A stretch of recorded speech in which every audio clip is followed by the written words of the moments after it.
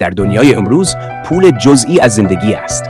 اما آیا تا به حال توجه کرده اید که قرض دادن یا قرض گرفتن چطور میتواند دوستی ها را خدشه‌دار کند؟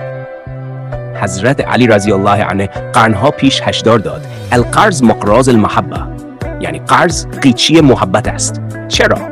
چون حتی در عصر دیجیتال و روابط سریع، مسائل مالی هنوز هم حساسیت‌های قدیمی را دارند. امروز ممکن است برای خرید گوشی جدید، ماشین یا حتی قبض درمان دوستمان پول قرض بدهیم. اما اگر بازپرداخت به تأخیر بیفتد، کم کم محلی جای محبت را می‌گیرد. پس چه کار کنیم؟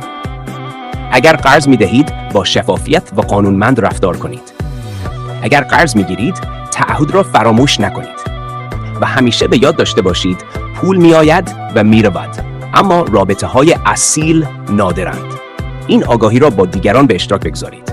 در کانال نورالعلم برای زندگی هوشمندانه همراه شما هستیم.